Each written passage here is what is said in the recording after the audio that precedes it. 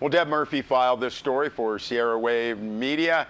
Cable news talking heads, campaigning politicians, and Michael Moore have all said that the 2018 midterm elections are the most important election of their and hopefully your lifetime.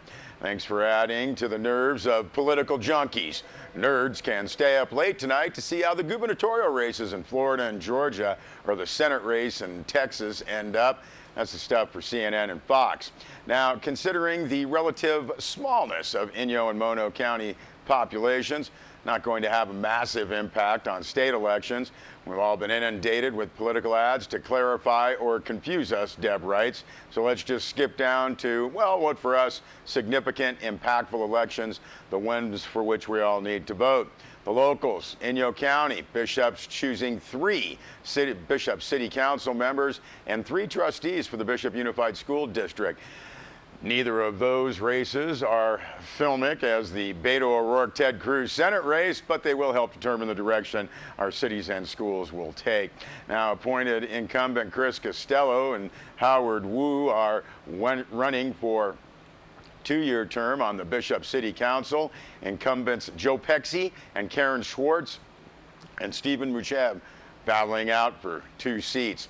3 seats are in contention on the Bishop School Board. Incumbents Taylor Ludwig and Josh Nicholson are challenged by Virginia Figueroa, Jessica Tex, Claudia Moyer-Tanner, and Cami Ellis. Big Pine and Owens Valley school districts are also holding elections. In Big Pine, Yolanda Cortez, Roberta Lovig, Carol Hamilton, and Jerome Weber and Marilyn Mann are running for 2 seats. And in Independence, it's Keith Leon, Cecil Faircloth, Joey Peterson, Allie Whistler, and Norm Wilder chasing 3 seats.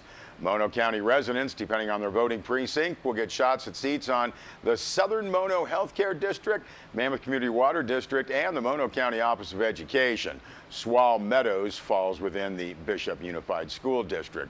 Now, the Southern Mono Healthcare District Board has 2 open seats with a choice of 5 candidates: Caroline Casey, Grady Dutton, Joanne Hunt, Yuri Perisky, and Ryan Wood. Mammoth Community Water District has 3 candidates vying for 2 seats: Robert Creasy, Dennis DeMai, and Don Varuk.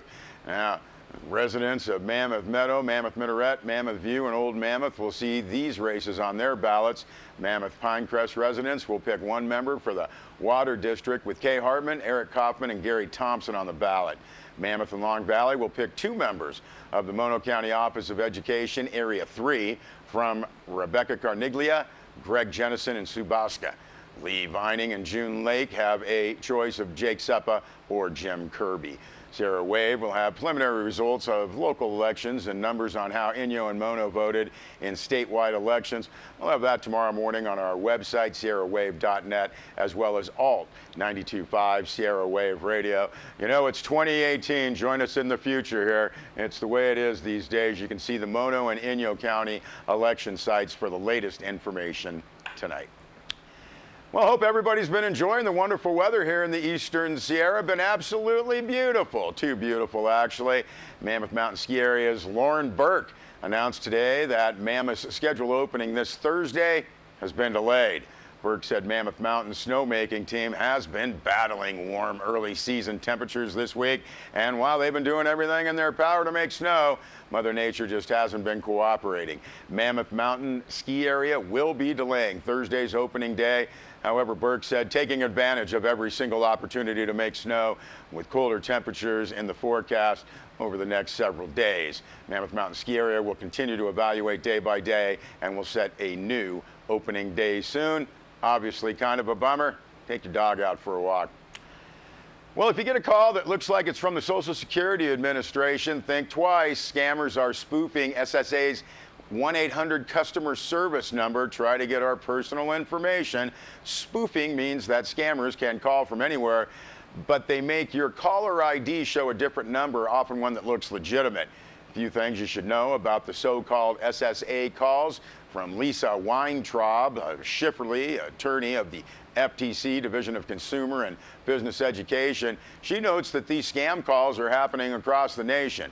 According to SSA, your phone rings, caller ID says it's the SSA calling from an 800 number, 772-1213. The caller says he works for the Social Security Administration and needs your personal information. Never give your personal information out, like your Social Security number, to increase your benefits payments, or he threatens to cut off your benefits if you don't give the information. But it's not really the Social Security Administration calling. Yes, it's the SSA's real phone number, but the scammers on the phone are spoofing the number to make the call look real. What can you do if you get one of these calls? Well, you hang up. Remember, Social Security will not threaten you. Real employees will never threaten to get your personal information. They won't promise to increase your benefits in exchange for information, and if they do, it's a scam. If you have any doubt, please hang up. Call SSA directly, 800-772-1213. Now, that really is the Social Security Administration phone number. Now, if you dial that number, you know who you're getting. But remember that you can't trust caller ID. If a call comes in from that number, you can't be sure it's really Social Security calling. Now, if you get a spoof call, report it. Someone calls claiming to be from SSA and asking for information like your Social Security number, report it to the SSA's Office of Inspector General, 800-269-0271 or oig.ssa.gov. You want to get to /report. If you would like to get some more tips, check out FTC's How to Stop Unwanted Calls and Government Imposter Scams. If you think someone has misused your personal information, go to identitytheft.gov to report identity theft and find out what steps to take, and you can do that consumer.ftc.gov. Oh man, we hate these SSA spoof phone calls. Never give out your personal information. We'll be back with more news.